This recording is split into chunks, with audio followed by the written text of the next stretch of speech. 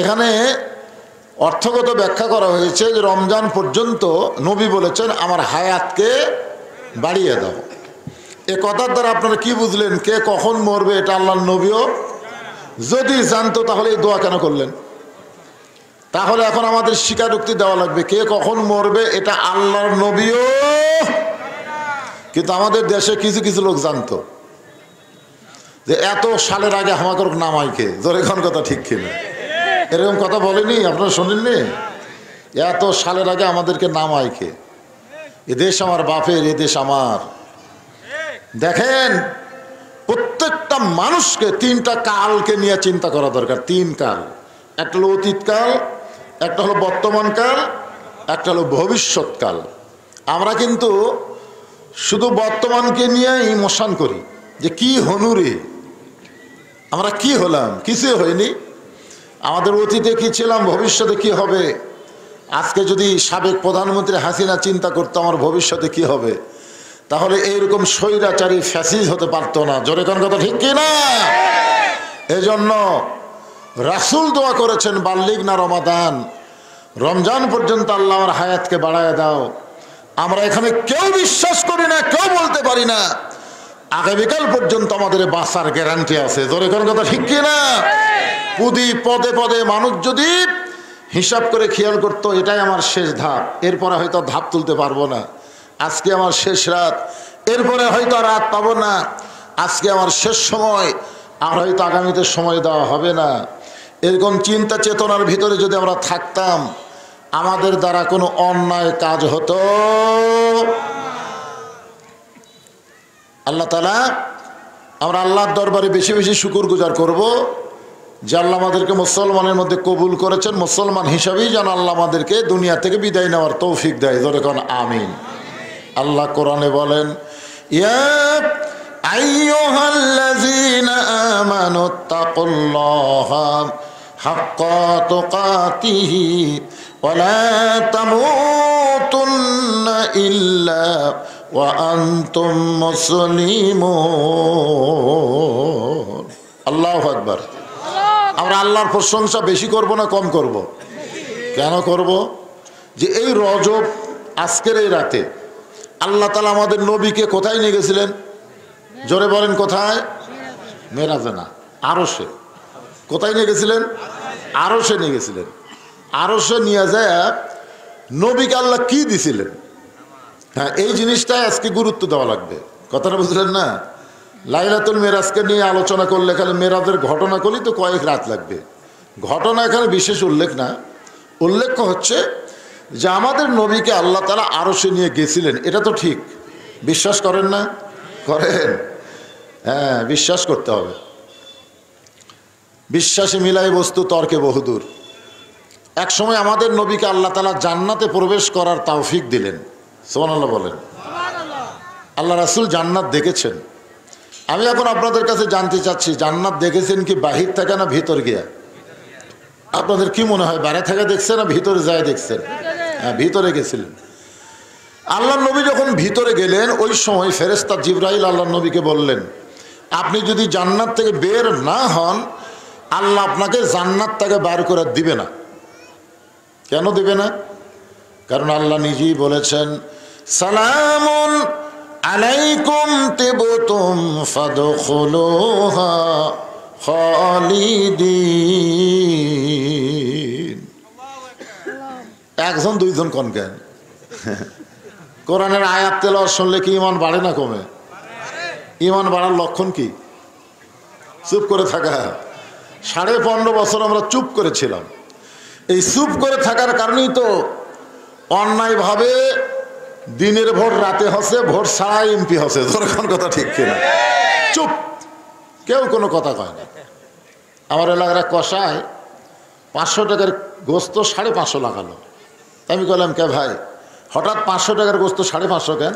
জনগণ কথা কয় না হুজুর। অসুবিধা নাই তো। পরের হাটে হয়ে গেছে 600, পরের হাটে 650।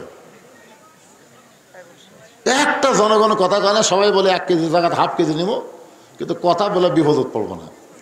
দুইজন কথা বলবার গেলে আগে চারিদিকে তাকায়, ফিস ফিস করে কথা বলে। কে রে ভাই জোরে কথা বলো? দেওয়ালের কান আছে। আপনার বলেন তো দেওয়ালের কোনো কান আছে? মানে আমরা এত বোবা হয়ে গেছিলাম যে আমাদের কথাই ছিল না। তো এখন শাশুড়ি বলতেছে যে জামাই আইলো, আজকে 2 কেজি গোস্ত নিয়ে আসেন। 650 করে 2 কেজি কত হয়? 1300 টাকা। 2 কেজি গোস্ত নিয়ে 1500 দিছে, কষায় 100 টাকা ফেরত দিচ্ছে। তো বলে ভাই দাম তো হবে 1300, 100 দিলা কেন? কয় আজকে 700। তখন আস্তে করে গোস্তের টোপলা রাখে ওই কষাইয়ের কাছে দাওয়া ছিল খপ করে নিছে, নিয়ে যে এর উপরে খাটের উপরে, আপনি খাটে করেন কি করেন, কাঠের উপরে যে গোস্ত ছড়ায় ওইটা লাত্তি দিয়ে ফেলে দিয়ে আর ঘাড়ে ধরে বলতেছে, দাও ঘাড়ে ধরে বলতেছে এখন বল কত করে কেজি, এখন বল। তখন কষাই বলতেছে আপনি যা বলবেন তাই। তার মানে বোঝা গেল অন্যায়ের বিরুদ্ধে প্রতিবাদের জন্য শক্তিশালী ভূমিকা না আনলে অন্যায় কোনো সময় পালায়া যাবে না। জোরে কোন কথা ঠিক কি না? আজকে আমাদের হাসিনা কি জন্য পলাইছে? এত বছর পরে আমরা জবান খুলেছি, আমরা বলেছি বাতিলের সঙ্গে আপোষ করা যাবে না, দরকার হলে জীবন দেব কিন্তু অন্যায়কে মানব না। জোরে কোন কথা ঠিক? তাহলে কোরআনের তেলাওয়াত শুনলে কি হয়?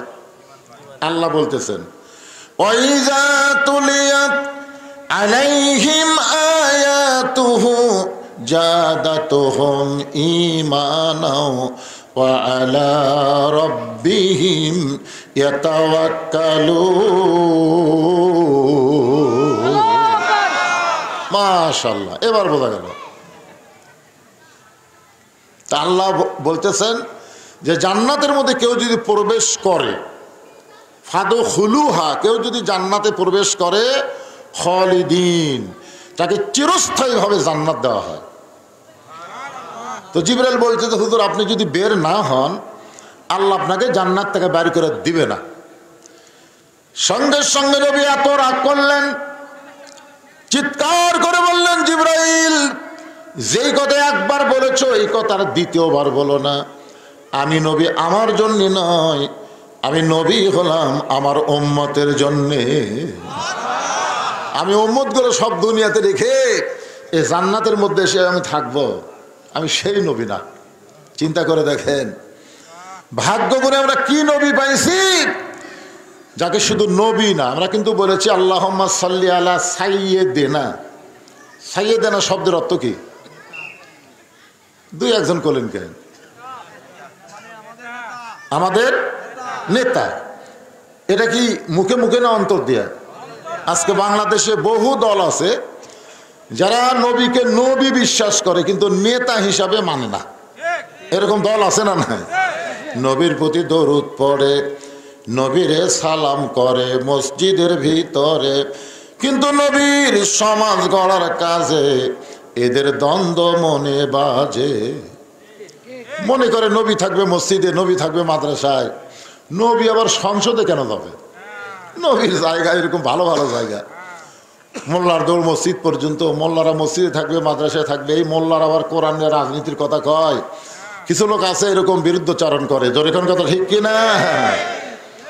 আমাদের নবী শুধু নবী না, তার জীবনে পড়ে দেখেন নবী হিসাবে তিনি যেমন শ্রেষ্ঠ নবী ছিলেন, আবার গরিব হিসাবে তার চাইতে বেশি গরিব কেউ ছিল না, আবার ধনী হিসাবে তার চাইতে ধনী কেউ ছিল না, নরম হিসাবে তার চাইতে বেশি নরম কেউ ছিল না। আবার বদরের যুদ্ধে বাতিলের বিরুদ্ধে তিনি প্রধান সেনাপতি। জোরে কোন কথা ঠিক কিনা? মক্কায় তিনি মার খেয়েছেন, আবার মদিনাতে গিয়ে নবী সর্বপ্রথম মদিনাকে রাষ্ট্র গঠন করে আমাদের নবী হয়ে গেলেন রাষ্ট্রপতি। মানে যে দিকে যাবেন সব দিকে আমাদের নবী আছে না নাই? আপনি যত নেতাই পৃথিবীতে দেখেন, নেতারা সব দিকে নাই, কিন্তু আমাদের নবী যে দিকে যাবেন, বাবা হিসাবে আমাদের নবীর চাইতে ভালো বাবা পৃথিবীতে কেউ আসেও নি, আসবেও না। নানা হিসাবে আমার নবীর চাইতে ভালো নানা পৃথিবীতে হবেও না, হয়ও নি। কোন দিকে যাবেন? স্বামী হিসাবে আমাদের নবী কয় নম্বর স্বামী? স্বামী নবীর চাইতে ভালো স্বামী পৃথিবীতে কেউ ছিল না। তো সব দিক দিয়ে যিনি 1 নম্বর, তাকে আমাদের গ্রহণ করার কথা কে বলেছেন?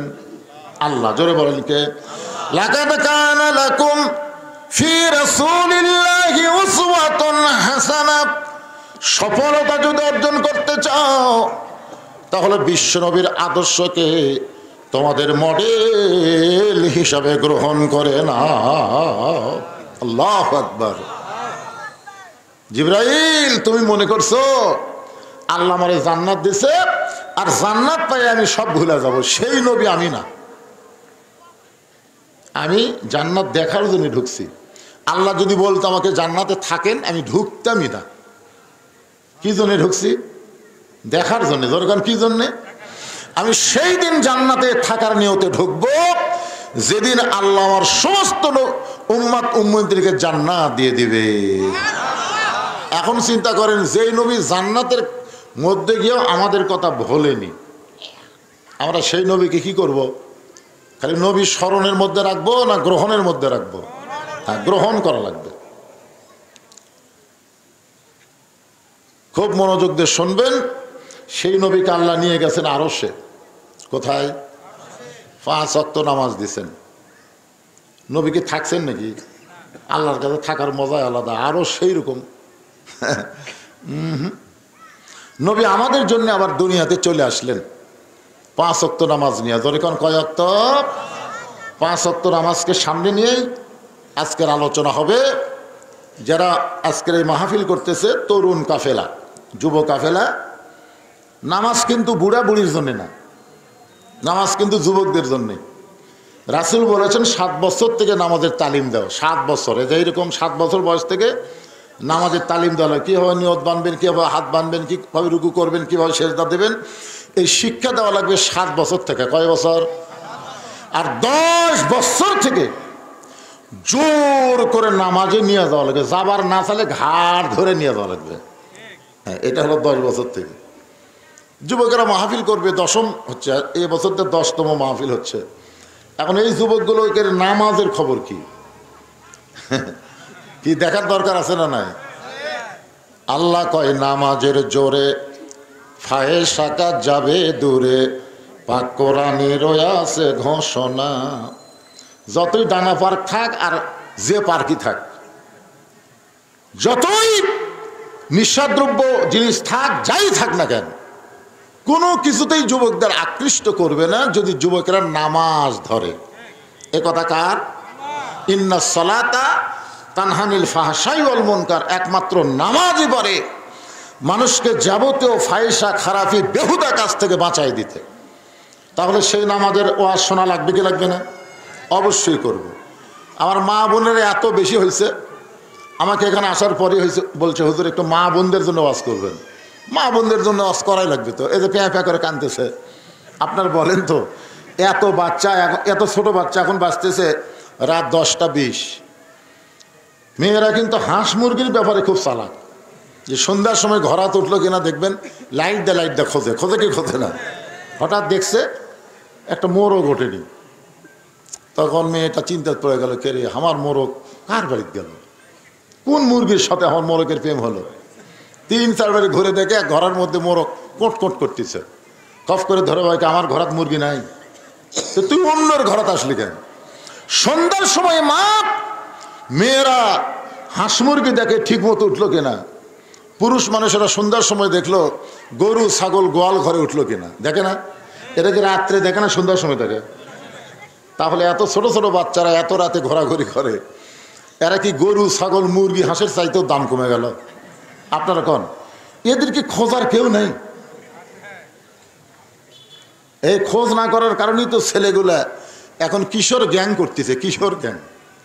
আজকে যুবকেরা নষ্টের পথে চলে গেছে। এই কিশোরেরা যেন নষ্ট না হয়, যুবকেরা যেন নষ্ট না হয়, সেইটাকে সামনে নিয়ে রজব মাসে মেয়েরাজের রাত্রিতে আপনাদের সামনে আমার আলোচনা এই মাত্র শুরু হলো। মনোযোগ দিয়ে শোনা লাগবে। রাজি আছেন তো? ইনশাল্লাহ। আল্লাহর নবী বললেন, সাহাবীরা, আজকে আসরের নামাজের পর আমি আমার জীবনের সবচাইতে গুরুত্বপূর্ণ ওয়াজ তোমাদেরকে শোনাবো। আপনারা বলেন তো, নবীর প্রত্যেকটা কথার গুরুত্ব আছে না নাই? নবীকে আমাদের মতন এমনি এমনি কথা বলে নাকি?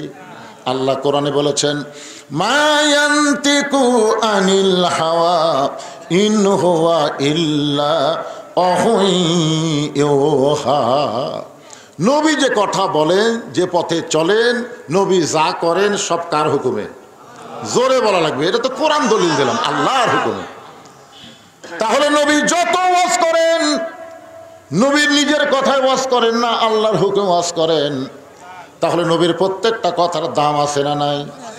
এরপরে নবী যদি বলেন আমি আমার জীবনের সবচাইতে গুরুত্বপূর্ণ ওয়াজ আজকে আসরের নামাজের আগে না পরে, খুব খেয়াল করে শুনবেন, আগে না পরে, তাহলে কি বুঝলেন?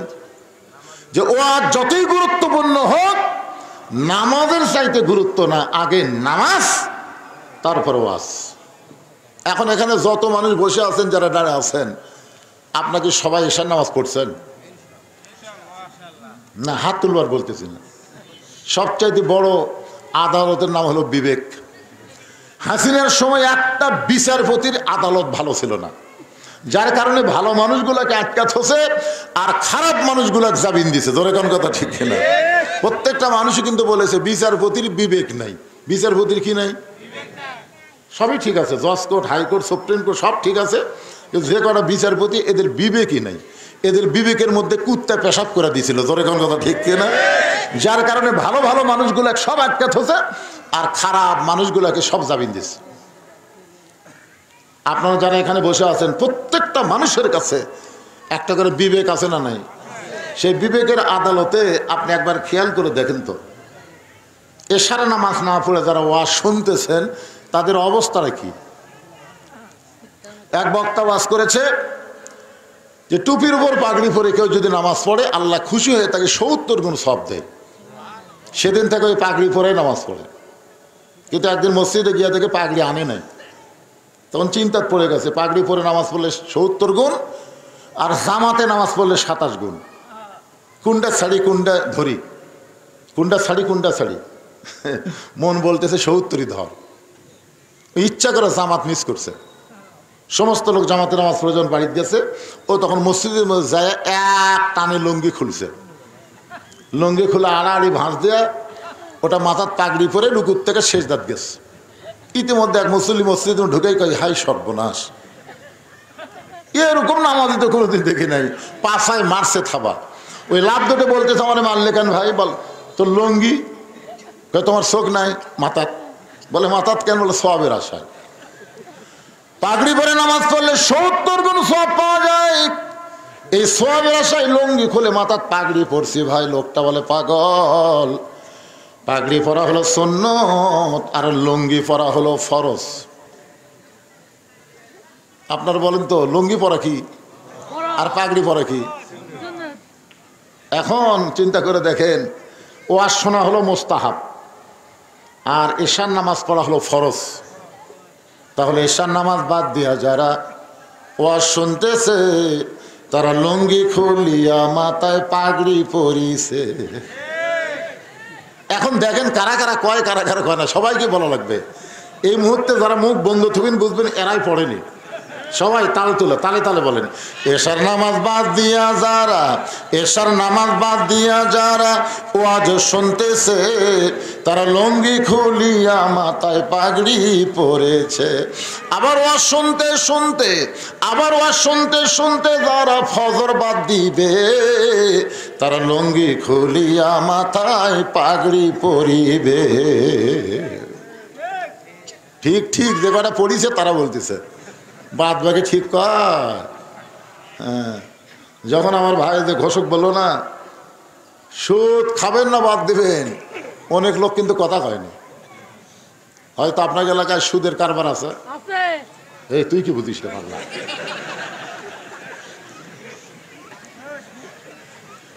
লাইলাতুল মিরাজ এমন একটা রাতে আজকের মাহফিল হচ্ছে। সুবহানাল্লাহ বলেন। এই যারা দাঁড়িয়ে আছেন কি আসলে বসার জায়গা নাই না বসবেন না? এর মধ্যে মোটর সাইকেল ঢুকলো কোথেকে? না, লোকজনের জায়গা হচ্ছে না, মোটর সাইকেলের মধ্যে রাখা যাবে?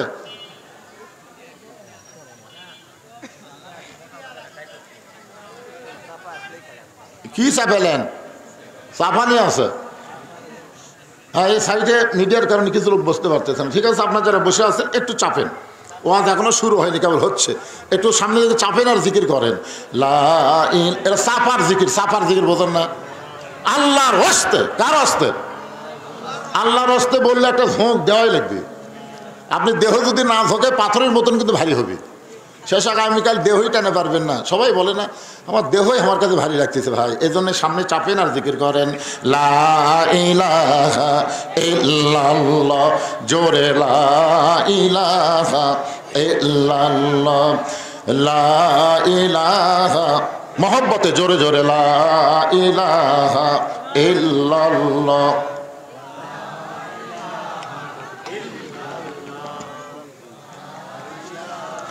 লা ইলাহা ইল্লাল্লাহু মুহাম্মাদুর রাসূলুল্লাহ সাল্লাল্লাহু আলাইহি ওয়াসাল্লাম।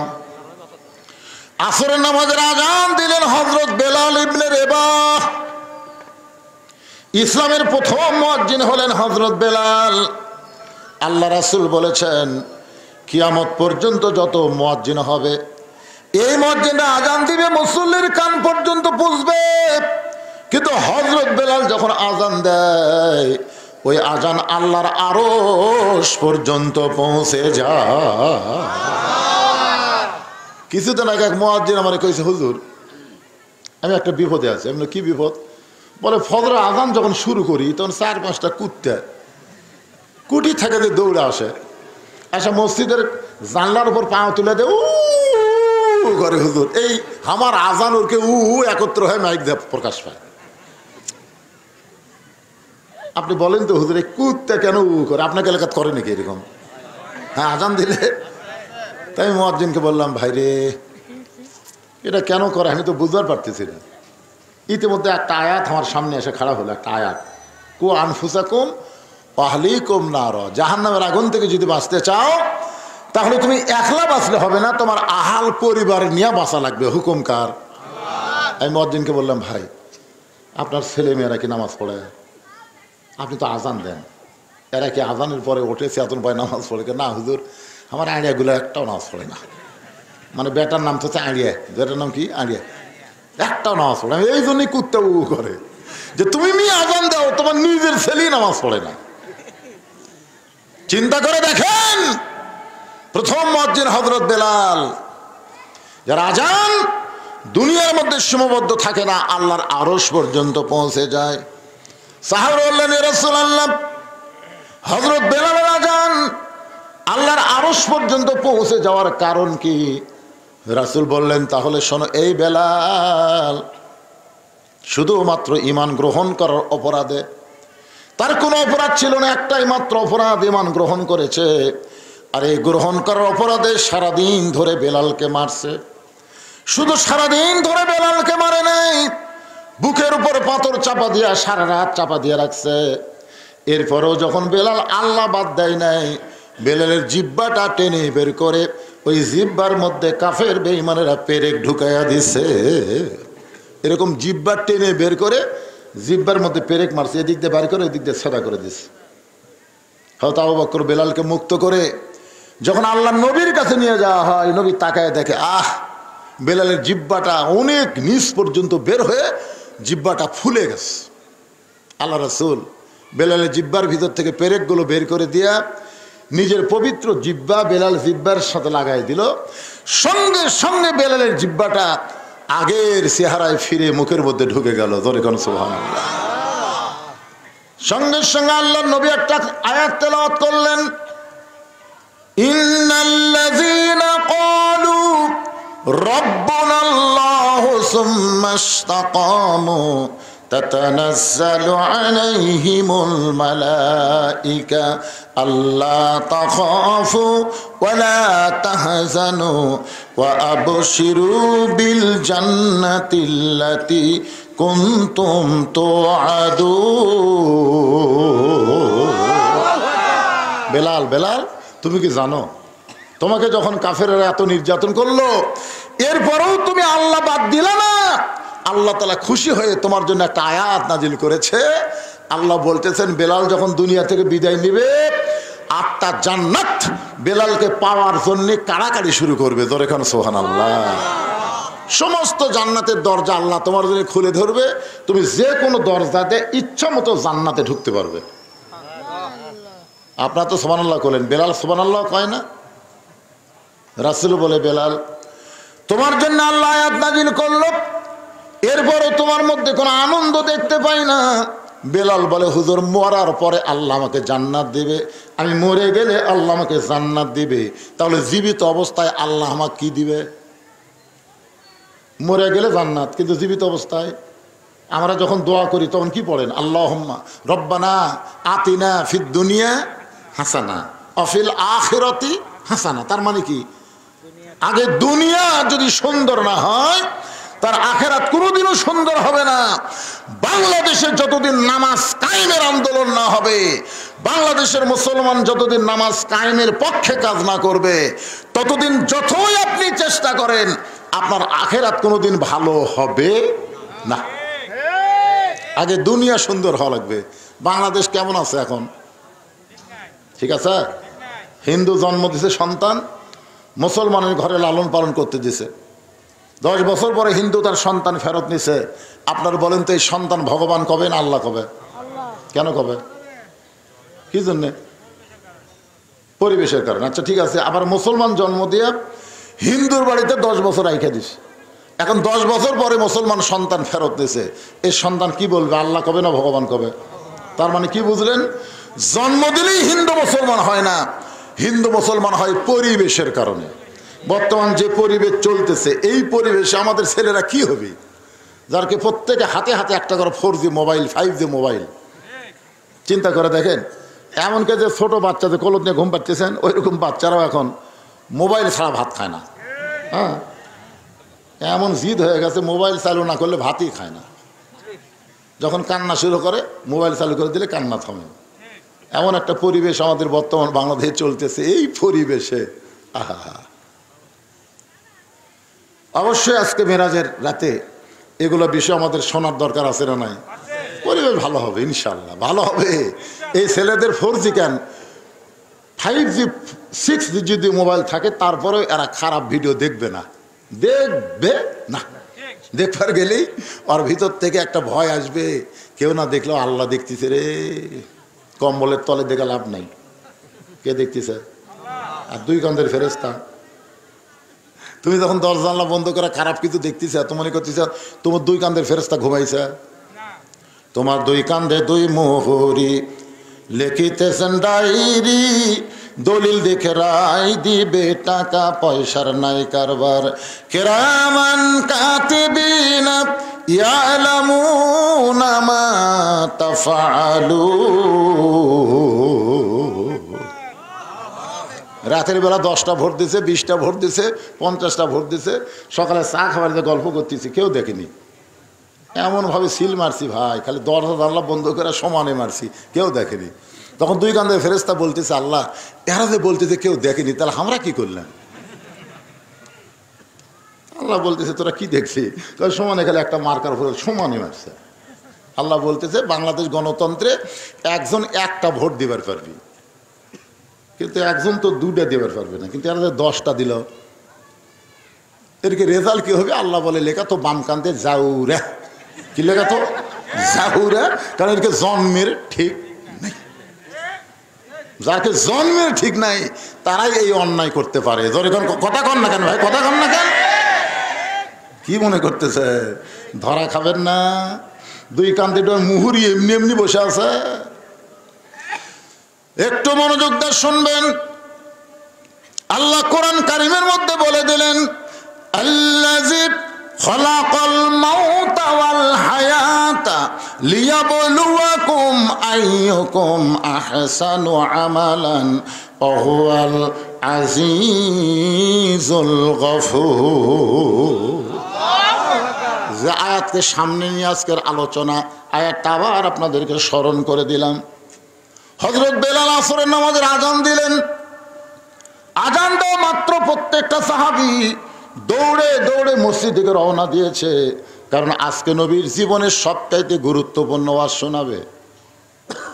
প্রত্যেকটা সাহাবী দৌড়ে দৌড়ে মসজিদ দিকে আসতেছে। এখানে একটা ফতোয়া আপনাদের নেওয়া লাগবে। আজান দেওয়ার আগে মসজিদে ইল্লা মুয়াজ্জিন, শুধু মুয়াজ্জিন ছাড়া অন্য কেউ প্রবেশ করতে পারবে যদি করে মুয়াজ্জিনের আগে কেউ যদি মসজিদে প্রবেশ করে, তাহলে মসজিদে প্রবেশ করার কোনো সওয়াব আল্লাহ তাকে দিবে না। মসজিদে প্রবেশের সওয়াব শুরু হয় আজানের পর থেকে। আমার কথাটা খেয়াল করবেন, মসজিদে আপনি প্রবেশ করতেছেন না, এই প্রবেশের সওয়াব কখন থেকে শুরু হয়? কথা কয় না এবারে, আজানের পর থেকে। হ্যাঁ, আজান দেওয়ার প্রথম 3 মিনিটের মধ্যে যারা মসজিদে পাওয়া দিবে, আল্লাহ রাস্তা একটা উট কুরবানির সওয়াব আল্লাহ দিবে। দিবে পারবেন? উট পারবেন? বাংলাদেশের কোনো হাজিরাও পারেনি। আমরা 7 হাজি মিলা উটের বাজারের যা দাম শুনে কয় না ভাই ছাগলটাই ভালো, কারণ নিয়ত করেছি 500 রিয়ালের মধ্যে দেবো, কিন্তু উট দিবার গেলে 1000 রিয়াল করে লাগতেছে, দরকার নেই। তাহলে ধনী লোকেরাই হজ করবার যায়, তারাও মক্কা যায় ছাগল কুরবানি দেয়। আজান দেওয়ার প্রথম 5 মিনিটের মধ্যে যারা মসজিদে পা দিবে, আল্লাহ রাস্তায় একটা গরু কুরবানি সওয়াব আল্লাহ তারা আমল নামায় দিবে। আজান দেওয়ার 10 মিনিটের মধ্যে যারা মসজিদে ঢুকবে, ছাগল এবং দুম্বা কুরবানি সওয়াব আল্লাহ আমল নামায় দিবে। মুয়াজ্জিন যখন আকামত দিবে, এমন সময় কেউ যদি মসজিদে ঢুকে, আল্লাহ তাকে সওয়াব থেকে বঞ্চিত করবে না। একটা মুরগি অথবা ডিম দানের সওয়াব আল্লাহ তার আমল নামায় দিবে। কিন্তু আজান দেওয়ার আগে কেউ যদি ঢোকে, এই সওয়াব থেকে সে বঞ্চিত হয়ে যাবে। এখন আপনারা বলেন কখন ঢুকবেন, আজানের আগে না পরে? আজানের আগে যারাই মসজিদে ঢোকে এর নিয়ত খারাপ। আজানের আগে যারা ঢোকে এর নিয়ত কি? খালি মুয়াজ্জিনের ভুল ধরা। কার ভুল ধরা? কাম নাই তো, কাম নাই। এই মুয়াজ্জিন এই মসজিদের কোন ভাষা কেন, এখানে ময়লা কেন, টাইলসের মধ্যে লোক দেয়, টাইলসের মধ্যে ধুলা কেন? মুয়াজ্জিন যা মনে মনে খেপা যায়। এই জন্য আজান দেওয়ার আগে না, আজান দেওয়ার পরে ঢুকবেন।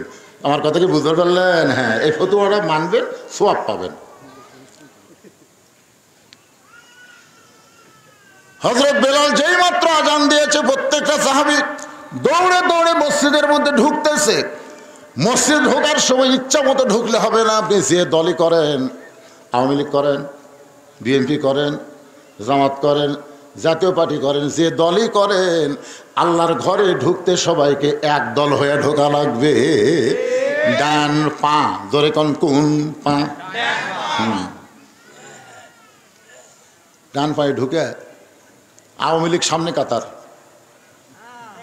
বিএনপি দ্বিতীয় কাতার, জাতীয় পার্টি তৃতীয় কাতার, আর জামাত চতুর্থ কাতার। কি মনে করতেছেন? একদিন মসজিদের মধ্যে 3 দল ঢুকছে, কিন্তু ইমাম সাহেবের মায়ের অসুখ, হাসপাতালে নিয়ে গেছে। ইমাম আসে নাই। এখন আওয়ামী লীগ, বিএনপি, জামাত, এই 3 দল ঢুকে দেখতেছে হুজুর নাই বারে, এখন সামনে কে যায়?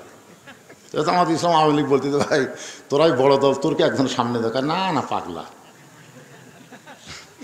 আমরা মাঝে মধ্যে নামাজ পড়ি রে, ওই জায়গার জীবনেও খাড়া হয় না। তাহলে বিএনপি ভাই কি খবর? আকামত দেবো, আকামত দেবো। তাহলে যাবি কে? জামাত তুমি যাও। কি মনে করতেছেন? যখন একের কাঁধে কাঁধ মিলে আওয়ামী লীগ, বিএনপি, জামাত খাড়া হচ্ছে, ফেরেশতা বলতেছে আল্লাহ এরা বাইরে 14 দল 20 দল, ভিতরে এক কাতার, কারণ কি? আল্লাহ বলতেছে মসজিদ যেমন আল্লাহর বিশ্বাস করে, আওয়ামী লীগ, বিএনপি, জামাত, গোটা বাংলাদেশও আল্লাহর এই বিশ্বাস যেদিন করবে, সেদিন মসজিদের সৌন্দর্য সমাজের মধ্যে, রাষ্ট্রের মধ্যেও প্রতিফলন হবে। জোরে কোন কথা ঠিক না?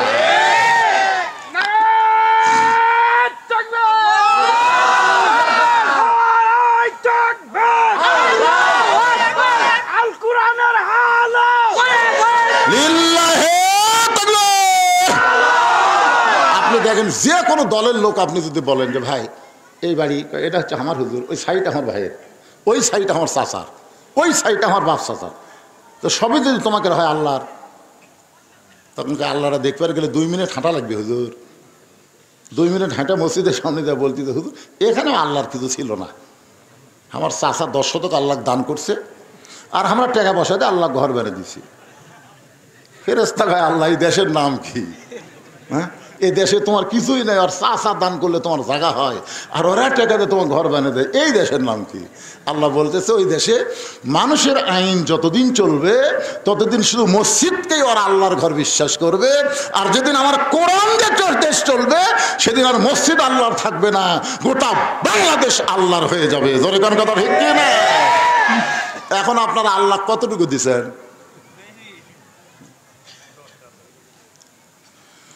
সমস্ত সাহাবী মসজিদের মধ্যে ঢুকে আল্লাহর নবী মুসল্লার মধ্যে ঢুকলেন, মেহরাবের মধ্যে ঢুকলেন। আসরের ফরজ হলো 4 রাকাত। জোরে বলেন কয় রাকাত? 2 ওয়াক্ত নামাজের সালাম ফিরাই নবী সাহাবীর দিকে মুখ ঘুরাই। একটা হলো ফজর, একটা হলো আসর। আমার কথাকে আপনারা বুঝতে পারতেছেন? খুব গুরুত্ব দিয়ে শোনা রাখবে বাজান, মেরাজের রাত। হ্যাঁ, আপনারা বলেন তো, জোহরের পরে সুন্নত নফল আছে না নাই? মাগরিবের পরে সুন্নত নফল আছে না নাই? এশার পরে সুন্নত নফল বেতের আছে না নাই? আসরের পরে সুন্নত নফল, ফজরের পরে সুন্নত নফল। আচ্ছা নাই কেন? 3 ওয়াক্তে আছে, 2 ওয়াক্ত নাই কেন? আপনারা বলেন জানেন? না জানলে কবেন জানি না। জানা লাগবে না? কেউ যদি যাবার চায়, যে এখন এক ভাই চলে গেল, কেউ যদি এরকম যাবার চায় আপনারা বলবেন স্যান্ডেল থুয়ে যা। এই খেয়াল করেন, এই স্যান্ডেল যখন হাতত নিল আপনারা দেখলেন আপনাদের মাথার উপর দিয়ে স্যান্ডেল গেল, দেখছেন? কথা কর না কেন? এই যে ভাই নিয়ে গেল, ওই মাথার উপর দিয়ে স্যান্ডেল নিয়ে গেল। তো পায়ের জিনিস মাথার উপরে উঠুক আপনারা চান? এখন যদি কেউ যাবার চায় আপনি বলবেন, বন্ধু যদি যাবার চাও স্যান্ডেল 2টা রাইখা যাও রে। বাংলাদেশের মানুষ জুতা স্যান্ডেলকে এত ভালোবাসে যে গোটা নগা বেড়া বেড়া জুতার তলা নাপাক করে জোহর নামাজ পড়বার ঢুকতেছে জুতা স্যান্ডেল হাতত নিয়ে। ফেরেশতাকে আল্লাহ নাপাক জুতা তোমার পাক মসজিদের মধ্যে ঢুকতেছে, কারণ কি? এরা কোরআনের মধ্যে চোরের আইন ঠিকই আছে, দেখে না? জুতা চুরি বন্ধ হবে। শুধু তাই নয়, সোনার টুপলাও দরজাত রাখলে ভুল করে কেউ হাত দিবি না। সে আইন আল্লাহর কোরআনে আছে না নাই? জোরে কোন আছে না নাই? একেবারে না পাক জুতে লেগে সামনে থতে পারে, সামনে থতে, সামনে একটা কাঠের বাক্স থুয়ে দিছে। কি জন্য? কার ভয়ে? সত্যি করে বলেন তো, আপনি জুতা নিয়ে যে আল্লাহর ঘরে ঢুকলেন, কার ভয়ে ঢুকছেন? আল্লাহর ভয়ে? 2 জুতা চোর খালি ঘুরতেছে মসজিদের বাইরে, বুঝছেন? ঘুরে ঘুরে বলতেছে হামাকের ভয়ে সব ভালো জুতা ভিতরে ঢুকছে। দেখছেন কি মশান চোরের? হামাকের ভয়ে সব ভালো জুতো মসজিদের মধ্যে ঢুকছে, যে কয়টা দরজা ছিল লেওয়ার মতন না। আপনারা বলেন তো, বর্তমানে বাংলাদেশে মানুষের আইন চলার কারণে চোর ডাকাতের মশান বেড়ে গেছে। তোর এখন কথা ঠিক না? যেদিন আল্লাহর আইন চালু হবে, চুরি করলে হাত কাটা দাও, এই আইন খালি চালু করলেই তখন আর কবি আমাকে ভয়ে, তখন বলবে আল্লাহর ভয়ে সব জুতা বাঁধা আছে রে, আল্লাহর ভয়ে সব জুতা বাহিরে আছে। কেউ যদি হাত দেয় বাবারে।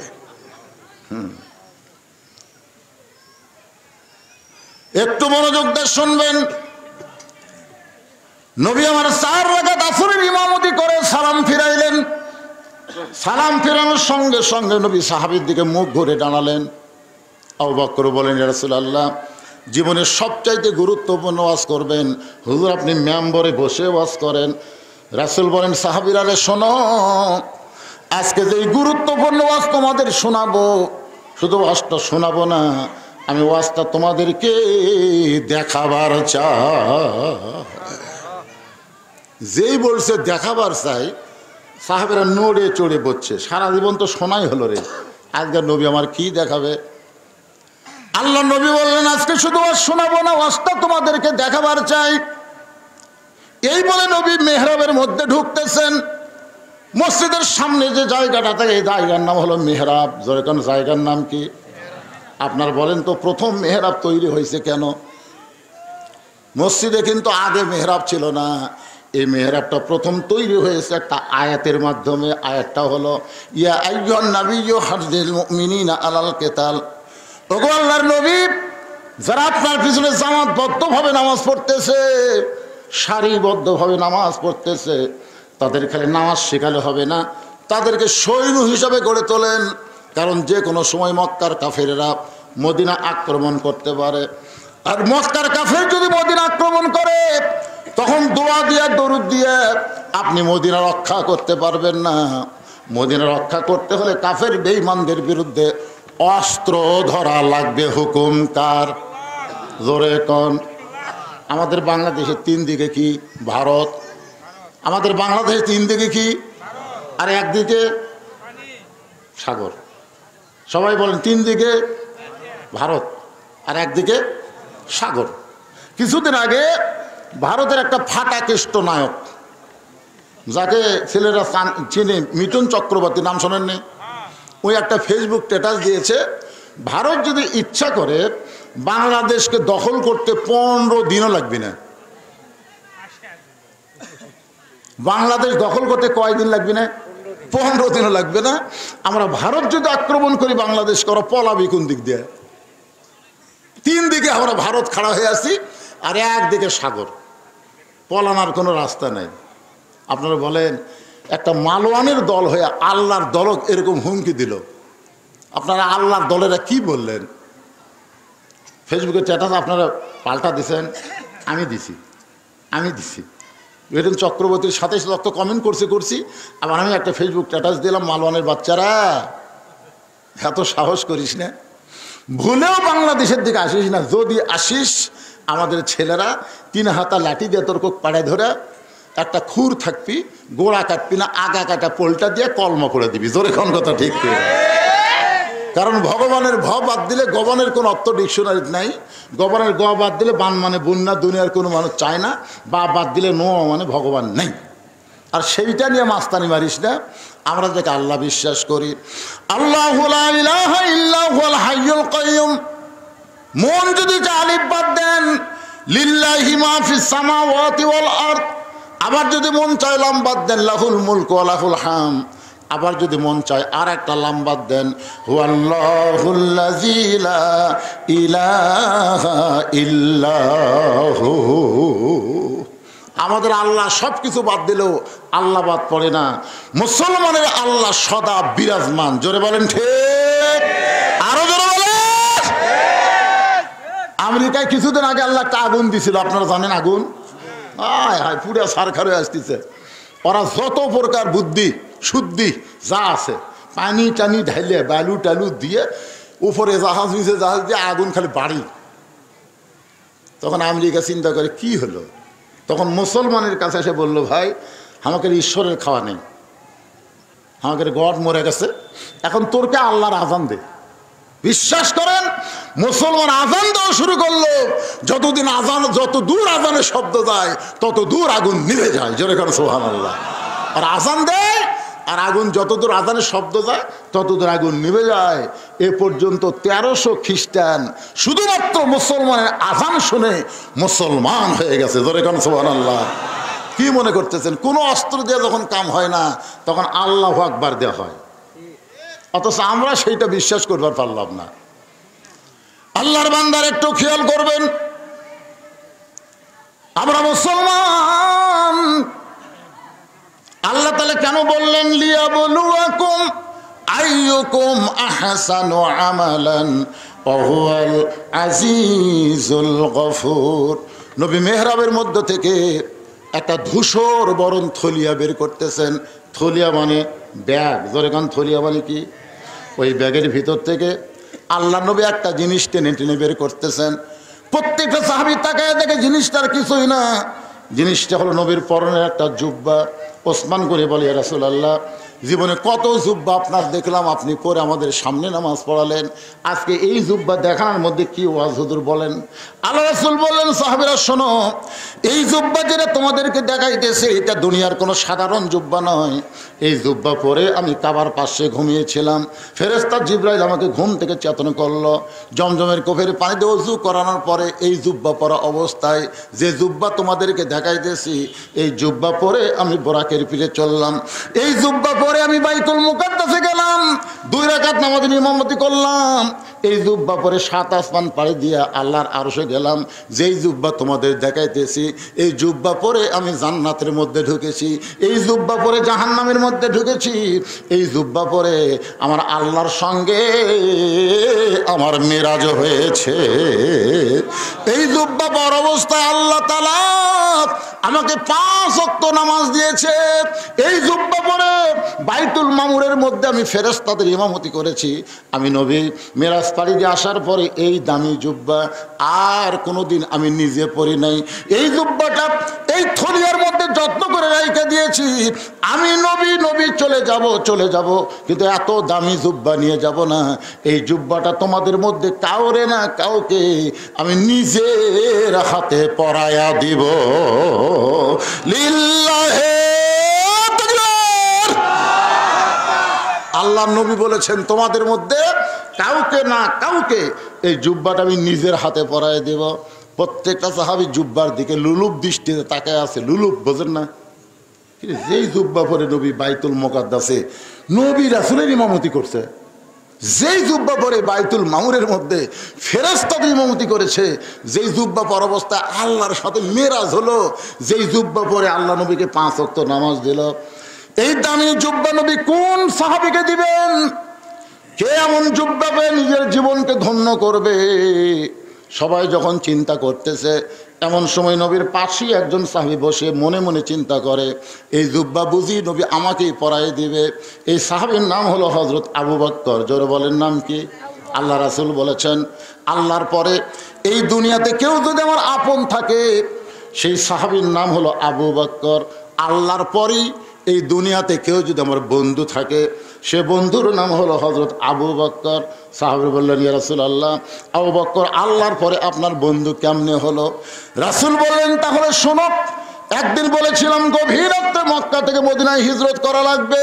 কবে করা লাগবে সেই দিনক্ষণ কিছুই বলি নাই, কিন্তু এই কথা বলার 6 মাস পরে আল্লাহ যখন আমাকে হিজরতের হুকুম দিল, আমি চুপি চুপি আবু বকরের ঘরের দরজায় আস্তে করে একটা ঠোকা দিলাম, সঙ্গে সঙ্গেই দরজা খুলে গেল। রাসূল বললেন, আবু বকর এই গভীর রাতে তোমার দরজা আসতে কি আগে থেকেই তুমি জানতে? আবু বকর বলে, রাসূলুল্লাহ ওই যে কয়েক মাস আগে বলেছিলেন একদিন গভীর রাতে আমাকে সঙ্গে করে আপনি হিজরতে মদিনায় যাবেন, সেদিন থেকে আজ পর্যন্ত কোনো রাত্রিবেলা ঘুমাইনি, বরং মাসের পর মাস সারা রাত আমি দরজায় দাঁড়িয়ে থাকি। রাসূল বললেন, চলো যাই। আবু বকরকে সঙ্গে করে নিয়ে নবী গেলেন গারে সুর। মাটি থেকে 5600 ফুট উপরে একটা গর্তের মধ্যে নবী আর আবু বকর আত্মগোপন করলেন। বাজান গর্তের গরমে নবী এক সময় একটু দুর্বল হয়ে আবু বকর উরার থেকে বালিশ বানায় নবী ঘুমায় গেলেন। নবী যখন ঘুমায় গেছে, আবু বকর গুনগুন করে একটা গান গাইতেছে, শিশুকালে মইরা গেছে মা, গর্ভে থাকতে মরছে পিতা, নবী চোখে দেখলেন না। আবু বকরকে আল্লাহ এই মানুষটা জীবনে কাউরে কষ্ট দিল না, এই মানুষটা কোনোদিন কাউরে কষ্ট দেয়নি, চড়া কোনো কথা বলে নাই। আর সেই মানুষটাকে আজকে মক্কার মানুষেরা দেখতে পারতেছে না। এই গভীর রাত্রে গর্তের মধ্যে দুর্বল হয়ে আবু বকর রাতকে বালিশ বানায় ঘুমায় গেছে। হঠাৎ আবু বকর দেখতে পায় নবীর কপাল ঘেমে মুক্তার দানার মতন ঘাম বের হয়ে গেছে। মুক্তার দানার মতন ঘাম দিকে আবু বকরের বড় লোভ হয়েছে। ওই ঘামটা যদি হাতের মধ্যে নিয়ে আমার চেহারার মধ্যে মালিশ করতে পারি, অন্তত নবীর ঘাম চেহারায় থাকার কারণে আল্লাহ তাআলা আবু বকরকে মাফ করে দিবে। এই মনে করে ডান হাতে ঘামটা নিয়ে যখন চেহারার মধ্যে মালিশ করতেছে, যেই মাত্র নিজের চেহারার মধ্যে মালিশ করে সঙ্গে সঙ্গে 4 সূর্য গ্রহ তারা তারি নূরের ইশারা, 4 সূর্য গ্রহ তারা তারি নূরের ইশারা, নইলে যে অন্ধকারে ডুবিত এই ধরনী। সবাই বলেন, নবী মোর পরশমণি, নবী মোর সোনার খনি, নবী নাম ভাবে যেজন সেই তো দোজাহানের ধরি। গোটা গর্ত আলোকিত হয়ে গেছে। এই যে ঘাম খালি চেহারায় মালিশ করছে, সঙ্গে সঙ্গে গোটা গাড়ি সুর আলোকিত হয়ে গেছে। হঠাৎ আবু বকর দেখতে পায় তার বাম সাইডে 2 হাত উপরে একটা ছিদ্র, ওই ছিদ্র দিয়ে যদি কিছু বের হয়ে নবীকে কামড় দেয়। ডান পায়ে উরাতের উপর নবী ঘুম পাড়তেছে, আর বাম পাখানা ছিদ্রের মুখে লাগাই দিছে। লিয়াবলুয়াকুম আইয়ুকুম আহসানু আমালা। আল্লাহ তাআলা বলতেছে, আমি আজকে সুন্দর আমলের পরীক্ষা করব। আমার আবু বকর নবীকে বেশি ভালোবাসে না নিজের জীবনকে বেশি ভালোবাসে, আজকে পরীক্ষা হবে। আল্লাহ কয়, বিষাক্ত সাপ আর পাহাড় এলাকায় ঘুরিস না, যা যা ছিদ্রের মুখে ওকে পাটা দিছে, ওই পায়ের তালুতে কামড় মার। আল্লাহর হুকুমে একটা বিষাক্ত সব বিষ ভরা নিয়ে মুখে আবু বকরের পায়ের তালুতে যেই মাত্র কামড় বসায় দেয়, সঙ্গে সঙ্গে বিষটা চলে আসছে কলিজায়। আবু বকর বলে, সাপরে তুই মনে করছিস তুই কামড় মারলাম আমি পা টান দেব? সাপরে শুনে নে, দরকার হলে মরে যাব, কিন্তু আমার নবীর ঘুম আমি ভাঙতে দিব না। সাপরে তুই যতই কামড় মার আমি পা টান দেব না। সাপটা বলে, আল্লাহ কামড় মারার হুকুম দিলেন, বিষ্ণে কামড় মারলাম তাও তো পা টান দেয় না। আল্লাহ বলে, আবার কামড় মার, আবার কামড় মার। কিতাবের মধ্যে 5 বার সাপটা কামড় মারল, গোটা দেহ থর থর করে কাঁপতেছে, কিন্তু ছিদ্র থেকে আবু বকর পা টান দেয় না। এক সময় অসতর্ক মুহূর্তে আবু বকরের চোখের পানি নবীর গাল মোবারকে পড়েছে। নবী চোখটা খুলে বলে, আবু বকর বাড়ির কথা মনে করে কাঁদতেছো, বিবি বাচ্চার কথা মনে করে কাঁদতেছো। আবু বকর নবীর হাতটা এনে বুকের মধ্যে ঢুকায় বলে, নবী গো, এই বুকটা ছিঁড়ে যদি আপনাকে দেখাইতাম তাহলে দেখতে পারতেন আমার বুকের মধ্যে আল্লাহ নবী ছাড়া আর কেন জায়গা নেই। তাহলে কেন কাঁদতেছো? বলে, ছিদ্রে ওকে পাটা দিয়ে কি যেন বারবার কামড় দেয়। নবী হ্যাঁসটা টান মারে, সাপটা বের হয়ে আল্লাহ নবীকে সালাম দেয়। নবী সালামের উত্তর দেয় না। সাপটা আবার সালাম দেয়, নবী সালামের উত্তর দেয় না। আল্লাহর হুকুমে সাপটা বলে, নবী গো, আপনারা সালাম দিলাম কিন্তু সালামের উত্তর দিলেন না। নবী কয়, সাপরে তুই আমার কলজায় কামড় মারবি আর আমারে সালাম দিবি, সালামের উত্তর হবে না। সাপ বলে, নবী আমি কোনোদিন কামড়াতে পারি না, আল্লাহ যদি কামড়ের হুকুম না দেয়। আল্লাহ হুকুম দিয়েছে বলেই তো কামড় দিলাম। সঙ্গে সঙ্গে নবী বলে, আল্লাহ আবু বকরকে নিয়ে আপনি হিজরতের হুকুম দিলেন, এই গাড়ির সুরের মধ্যে তার মৃত্যু আপনি কামনা কেন করলে? আল্লাহ বলে, হাবিব আবু বকরের পরীক্ষা, আবু বকর গোল্ডেন A+ পাইছে, আপনার মুখের থুতু মোবারক পায়ের তালুতে লাগায় দেন, বিষটা পানি হয়ে যাবে। বিষটা যখন পানি হয়ে গেল, রবি হাত ধরে বলে, আবু বকর একবার না, 2 বার না, 5 বার সাপটা কামড় মারলো। একটা বার কামড় দেওয়ার পরেই তো তুমি আমার ঘুম থেকে চেতন করতে পারতা, কিন্তু চেতন না করে 5টা বার সাপের কামড় কেন হজম করলে? আবু বকর বলে, রাসূলুল্লাহ আমার জীবনের চাইতে আপনার ঘুমের দাম অনেক বেশি। আবু বকর মনে মনে চিন্তা করতেছে, এই জুব্বা বুঝি নবী আমাকেই পরাই দিবে। আবু বকরের বাম পাশে একজন সাহাবী মাথা নিচু করে মনে মনে চিন্তা করে, এই জুব্বা মনে হয় নবী আমাকেই পরাই দিবে। ওই সাহাবীর নাম হলো হযরত ওমর। জোরে কার নাম কি? আল্লাহ রাসূল বলেছেন, আল্লাহ রাসূল বলেছেন, ভাইজানেরা যারা পিছনে দাঁড়িয়ে আছেন, আসলে দেখতে আমারই কষ্ট লাগতেছে। এই ওয়াজ শেষ করতে তো 2-2.5 ঘন্টা লাগবে। আপনারা কি এভাবে দাঁড়িয়েই থাকবেন? জায়গা আছে তো ভাই, বসেন ভাই, 1 ঘন্টা বসেন রে। মেরাজের রাত্রে 1 ঘন্টা বসলে আল্লাহ 7 বছরের সওয়াব দিয়ে দিবে। সুবহানাল্লাহ বলেন। ভাইজান ওরা একটু বসবার চা, আপনি একটু সামনে আসেন তো দেখি, চাপে চাপে আসেন তো দেখি, আসেন ভাই। দাঁড়ানো ভাই কিন্তু বসতে দেওয়ার জন্যে জিকির করেন আর সামনে দিকে চেপে আসেন আর জিকির করেন, লা ইলাহা ইল্লাল্লাহ। বাবাজি তোমরা বসো, বসো বাবা, সবাই বসো, বসার চান্স নাও, আজকে বসো। আগামীকাল সবে মেরাজ পাবা কিনা কোনো গ্যারান্টি নাই। এই মেরাজের রাত আমরা পাবো তার কোনো গ্যারান্টি আছে? এই জন্য সবাই জিকির করার সামনে আসে, লা ইলাহা ইল্লাল্লাহ, মহব্বতে লা ইলাহা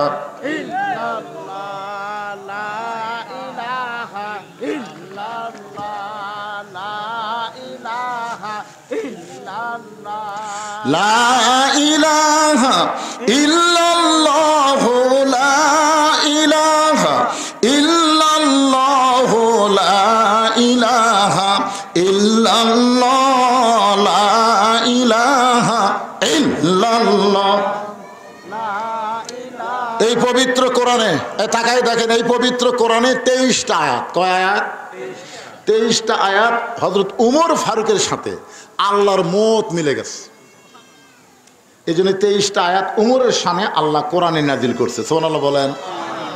আল্লাহ রাসূল বলেছেন, আমার পরে কেউ যদি নবী হতো, লাউ কানা উমর, আল্লাহ উমরকে নবী বানায় দিত। আপনারা বলেন তো, আমাদের নবীর পরে আর কোনো নবী আছে? কোরআন শরীফ বলে দিয়েছে, মা কানা মুহাম্মাদুন আবা আহাদিম মির রিজালিকুম ওয়ালাকিন রাসূলুল্লাহি ওয়া খাতামান নাবিয়্যিন। তার মানে বোঝা গেল আমাদের নবীর পরে কোনো নবী নাই। সবাই বলা লাগবে, আমাদের নবীর পরে কোনো নবী আরো জোরে। তাহলে যারা গোলাম আহমদ কাদিয়ানীকে নবী বলে স্বীকার করে এরা মুসলমান।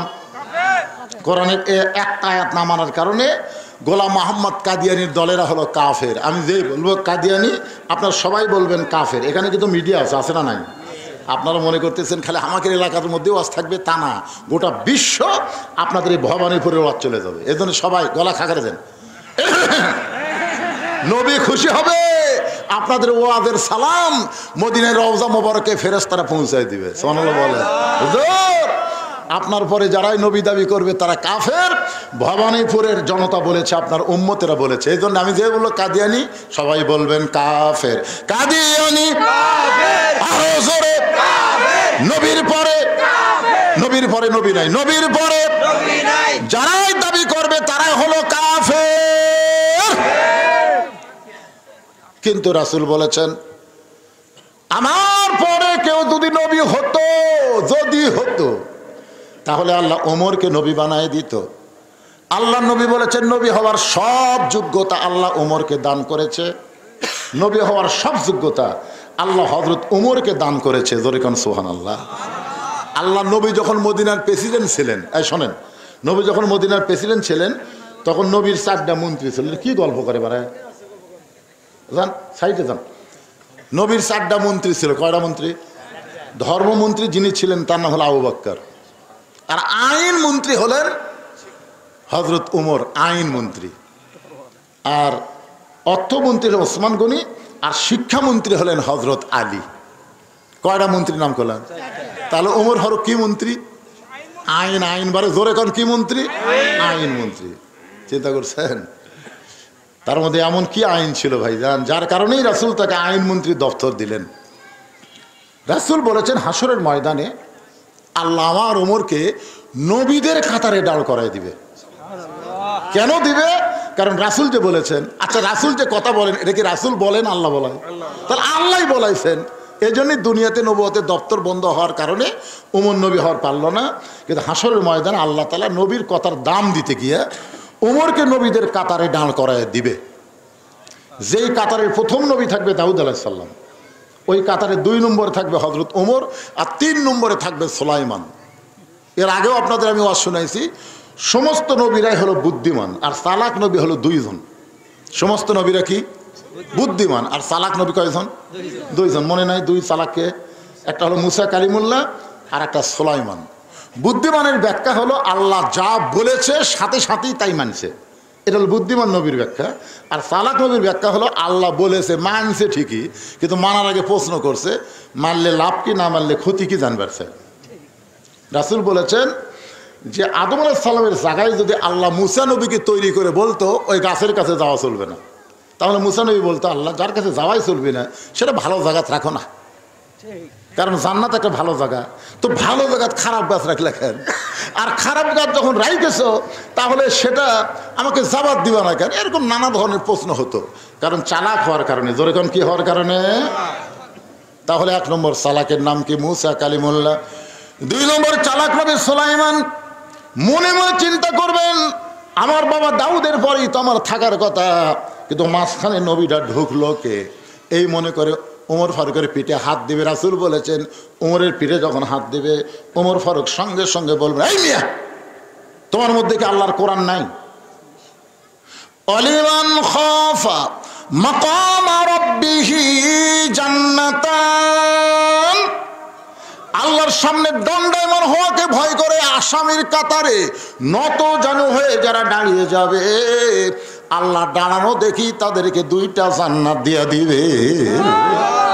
আর তুমি আমার পিঠে হাত দিয়ে বলতে তো, কোন নবী ভাই, কোন নবী ভাই? আমি কোনো নবী টবি না, আমার নাম হলো ওমর, আমার নাম ওমর। সুলাইমান কয়, কে রে? যতগুলো নবী আল্লাহ দুনিয়াতে পাঠাইছে সব নবীর নাম তো আমি জানি, কিন্তু ওমর নামে তো কোনো নবী নাই। ভাইজান, আপনি যদি ওমর হন তাহলে নবীর কাতারে কেন দাঁড়ালেন? আপনার সামনে যিনি দাঁড়াইছে তিনি আমার বাবা দাউদ আলাইহিস সালাম, আর আমার নাম হলো সুলাইমান। সঙ্গে সঙ্গে রাসূল বলেছেন, ওমর 2 হাত এভাবে জোর করে বলবে, সুলাইমান নবী গো, আমি বড় বেয়াদবি করেছি, এইটা নবীর কাতার আমি জানি না, আমাকে আল্লাহর হস্তে মাফ করবেন। এই বলে নবীর কাতার যখন ছাড়তে যাবে, আল্লাহ বলবে, ওমর নবীর কাতার দাম রাখতে গিয়া তোমাকে নবীদের কাতারে দাঁড় করাইছি, কাতার ছাইল না। ওমর তখন বলবে, আল্লাহ খালি নবীর কথার দাম রাখলে হবে না, আমি ওমরের কথারও দাম রাখা লাগবে। আল্লাহ বলবে, ওমর তুমি আবার কি কথা বলতে চাও? ওমর বলতেছে, আল্লাহ নবীর কাতারে দাঁড় করাইয়া ওমরকে খুশি করতে পারবেন না, ওমর বিশ্ব নবীর উম্মতের কাতারে দাঁড়াতে চায়। নবী না হয়ে দুনিয়ার, না হয়ে ফেরেশতা আল্লাহর, হয়েছি উম্মত আপনার, তার তরে শুকুর।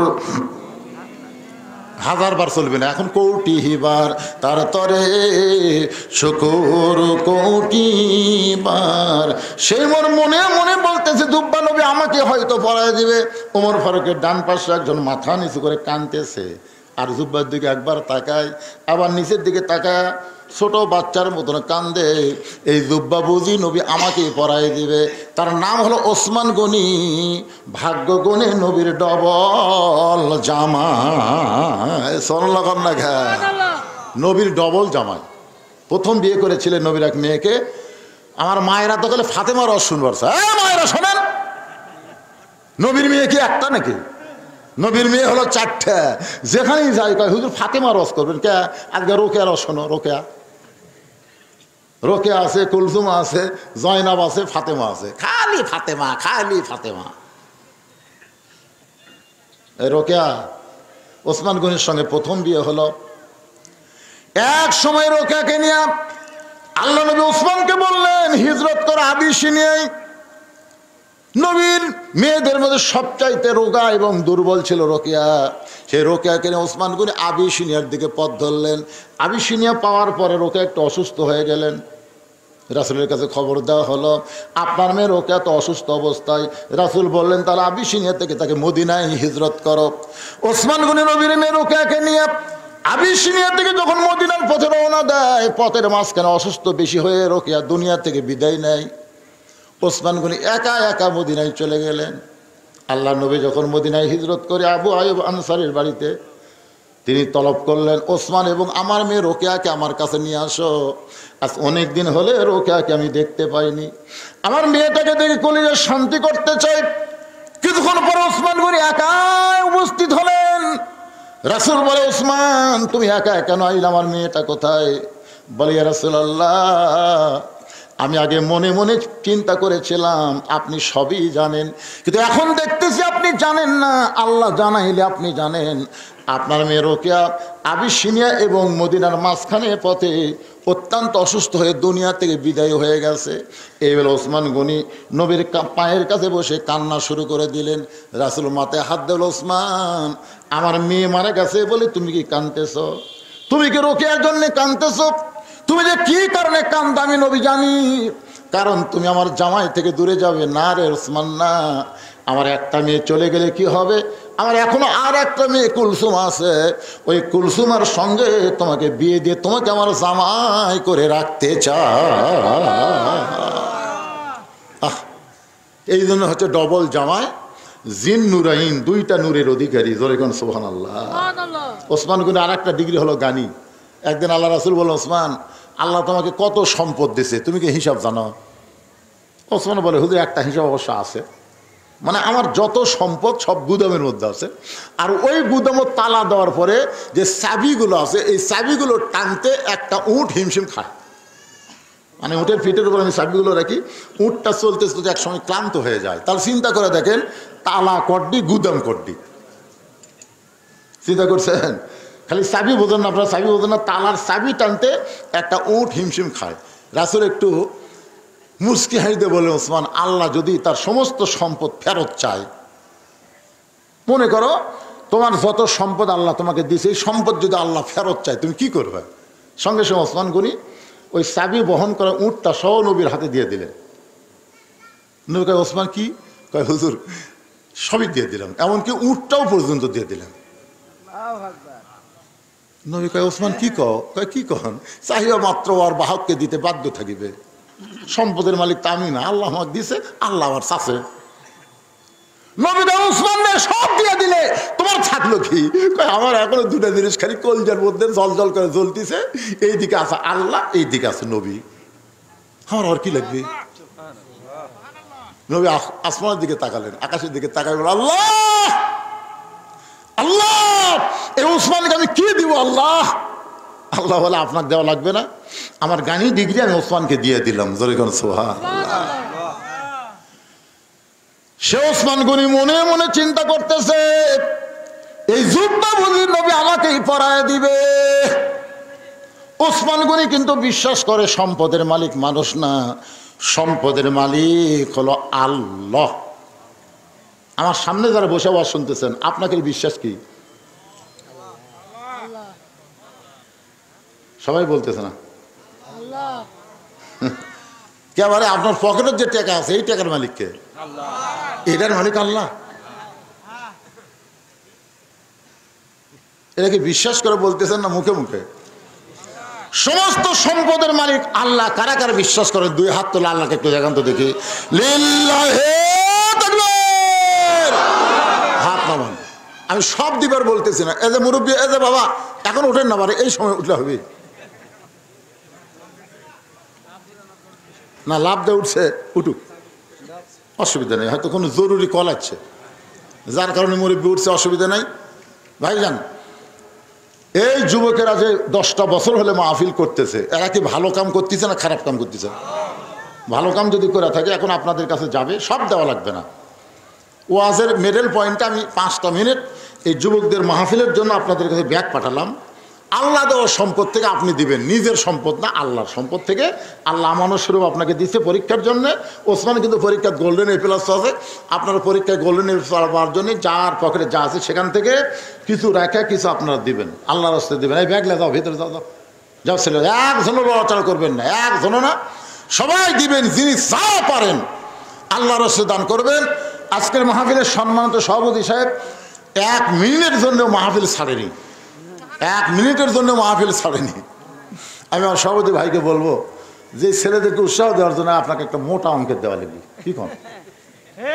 কারণ এরা তো গান বাজনা করতেছে না, এরা কোরআনের মাহফিল করতেছে। আল্লাহ যাকে সম্পদ দেয় পরীক্ষার জন্যে, আল্লাহ আমার ভালো কাজে ব্যয় করারও ইমান দেয়। জোরে কোন কথা ঠিক কিনা? আমার সভাপতি ভাইকে আমি বললাম, উনি এখন মতো মুখটাও দেখালো না পারে। মাশাআল্লাহ ভাইজান, এখনকার করোনা আছে নাকি? ধুলাবালি যখন শোনেন, এটা কিন্তু মাস্ক কিন্তু খালি করোনার জন্য না, মাস্ক হলো ধুলাবালি যত কিছু আছে, দুর্গন্ধ আপনার নাকে মুখে যেন না ঢোকে, এই জন্যে এটা নাকে মুখে দিবেন।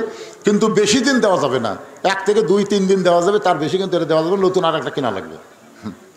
মাস্ক সবাই ব্যবহার করবেন। রাস্তায় যত ধুলা ওড়ে, যার হাঁপানি আছে, এজমা আছে, তার জন্য খুবই কষ্ট। হ্যাঁ ভাইজান, তো বিশেষ অতিথি নাকি আপনি জাননি? প্রধান অতিথির সাথে কে গেল না? একটা আমি গেছিলাম, চলে গেল তো। আচ্ছা, বিদায় দিলাম, আমি আসি। তো ভাই কিছু কন যুবকের জন্য। হ্যাঁ, আপনি বললে আমি কত চাম আপনার কাছে? চাওয়া লাগবে না, লাগবে না, চাওয়া লাগবে না।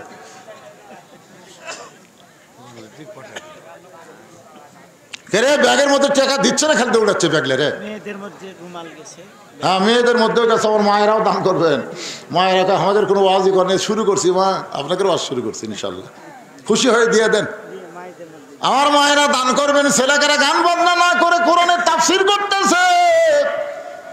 আজকে মেরাজের রজনীতে মা, বড় ফজিলতের রাত। এই রাতে আপনি দান করলে আল্লাহ খুশি হবেন। আপনারা সবাই দান করুন। একটা পবিত্র রাতে দান করা থেকে নিজকে বিরত রাখবেন, যা পারেন 10, 20, 50, 100 টাকা। খবরদার আপনি না দিয়া ব্যাগকে ঘুরে দিয়েন না, শেষে আপনি নিজেই ঘুরে যাবেন, বুঝলেন? এই জন্য সবাই দেন, কিঞ্চিত হলেও দেন, কিন্তু বঞ্চিত করেন না। 5 মিনিট আদায়ের পরে আমি আবার আলোচনায় ফিরে আসবো ইনশাল্লাহ। দেন, সবাই দেন, সবাই দেন। কে ছেলেরা কোথায় গেল রে? এই কাফিলার ছেলেরা কোন জায়গায়? ব্যাগগুলো কুটি যাবি? হ্যাঁ, ব্যাগগুলো সব স্টেজের উপর চলে আসবে ইনশাল্লাহ। দুইজন অতিথি পাচ্ছি, প্রধান অতিথি পাইনি। প্রধান অতিথি কিছু দিয়ে গেছে ভাই? না প্রধান অতিথি চলে গেছে না দিয়া। পরে কথা বলবো, পরে। আলহাজ নাজমুল হক সানির কোনো প্রতিনিধি নাই? আচ্ছা, ছেলেরা বড় আশা করে প্রধান অতিথি করছে, কয় না দিয়ে চলে গেছে। তার হবে দিবে হয়তো, টানা খেলে হবে না ভাই রে, দেওয়া লাগবে রে। তারপরে আর আবার পাল্টা গেলে খুব বিপদ। এই আমাদের যুবকেরা, বৈষম্যকারী যুবকেরা কিন্তু এখন আবার মারামারি লাগতেছে, জোরে কোন কথা ঠিক কিনা? এরকে মাথা বেশি দিন ভালো থাকে না, ক্লিয়ার থাকে না, যুবক মানুষ না। এই দেখেন কয়েকদিন আগে জীবন দিল, 2000 ছাত্র জনতা জীবন দিয়ে ফ্যাসিস্ট মুক্ত বাংলাদেশ করলো। এখন আবার এরাই কামড়া কামড়ি করবার চাচ্ছে, জোরে কোন কথা। 10টা বছর হলে যারা তাফসির মাহফিল করতেছে, আমরা চাই না তার আবার ঘুরে গান বাজনার দিকে যাক। আমরা কি চাই? জোরে কোন আমরা কি চাই?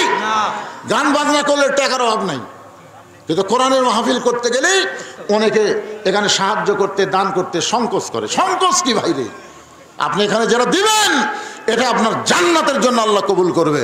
এখানে এমন কোন আল্লাহর বান্দা নাই যে হুজুর এই যুবকদের গান বাজনা থেকে বাদ দিয়ে আল্লাহর কোরআনের পক্ষে থাকার কারণে আমি 500 টাকা দান করলাম। এরকম একটা যুবক নাই, একটা মানুষও নাই যে 500 টাকা আমি আল্লাহর রাস্তায় দান করলাম। দেখেন তো কেউ আসেন নাকি? খালি ব্যাগের মতো 10 টাকা 20 টাকা দিয়েছেন, গুনবার গেলেই সব দেখা যাবে না। আল্লাহর একজন বান্দা ওঠেন যে হুজুর আমি 500 টাকা দিলাম আমি 500 টাকা। ছেলেরা গান বাজনা বাদ দেয়, কোরআনের মাহফিল করতেছে, খুশি হয়ে দিলাম হুজুর আল্লাহর রাস্তায় 500 টাকা দিলাম। এরকম 500 টাকা দেওয়ার একটা লোকে এখানে নাই। হ্যাঁ, আপনি ব্যাগের মধ্যে 500 দিয়েছেন কি? এই তো মাশাআল্লাহ। একজন তরুণ, একজন মুরব্বী ব্যাগের মধ্যে দিয়েছে। আমি তেজে চাইলাম, কিন্তু মুরব্বী আগেই ব্যাগের মধ্যে কাম সারা দিয়েছে। অনেকে গোপনে দান করা পছন্দ করে। আল্লাহ একজন যুবক, এই যুবকদেরকে কোরআনের পথে রাখার জন্য 500 টাকা দান করলো। আল্লাহ দানকে কবুল করেন। আর একজন নাই নাই টাকা যদি থাকে আজকে রাতটা খেয়াল করবেন, নবীকে আল্লাহ আরো সে নিয়ে গেছে, আপনাকে আল্লাহ জান্নাতে নিয়ে যাবেন। কি কোন পারবেন না? পারবেন না? ধরবেন পারবেন না? আমরা সেই নবীর উম্মত। টাকা থেকে কি করবেন? কালকে হয়তো ডাক্তার দেওয়া লাগবে। ভালো মানুষ খুঁজে সকালে উঠতে পারতেছে না। আমার কয় হুজুর ভালো মানুষ উঠলাম, কিন্তু সকালে উঠতে দিকে এক পা আর উঠতেছে না, এক পা আলগা হয়, এক পা লড়ে না, প্যারালাইসিস হয়ে গেছে। ভালো মানুষ, হাজার হাজার টাকা ডাক্তারকে দেওয়া লাগতেছে। এই জন্য আর সাদাকাতু তারুদ্দুল বালা, দান সাদকা করলে আল্লাহ বালা মুসিবত দূর করে দেয়। একটু জিকির করেন লা ইলাহা ইল্লাল্লাহ, লা ইলাহা ইল্লাল্লাহ, জোরে লা ইলাহা, লা ইলাহা ইল্লাল্লাহ মুহাম্মাদুর রাসূলুল্লাহ সাল্লাল্লাহু। এই আদায় শেষ, মালিক হাজী আবার ওইদিকে যাই কেন? আদায় শেষ, বসো। 1000 টাকা দিছে। আলহাজ আব্দুল মালিক, নামগুলো ভালো করে বলে। মালিক হাজি কি রে? কাউকে যদি কেউ ডাকে এ মালিক, এ মালিক, কবিরে গোনা হবে। মালিক কার নাম? কথা কয় না। মালিক কার নাম? আল্লাহর নাম। এ মালিক, মালিক কই না আবার কি কি কষে? দুইজনের গুনাহ হলো। এই জন্য ভালো লাগবে আব্দুল মালিক। ভাইজান সেবতী নাম থুলে সব আছে, কিন্তু টাকার মধ্যে একটু কম বেশি করলে পাপ হয়ে যাবে। আলহাজ আব্দুল মালিক যুবকদেরকে উৎসাহ দেওয়ার জন্য 1000 টাকা দান করেছে। আল্লাহ তার দানকে কবুল করেন। আল্লাহ বেশি বেশি দান করার তৌফিক দেন। দাতার মধ্যে তার নামটা লিখে নেন। ওসমান গনির সঙ্গে আল্লাহ তাকে জান্নাত দেন। জোরে কান আমিন।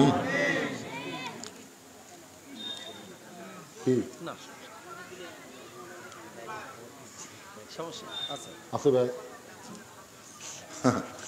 এখন মানে হিরোইন খোর, গাঁজা খোর, আফিম খোর, আবা খোর, বাবা খোর বেশি হচ্ছে। ধরে কোন ঠিক কিনা?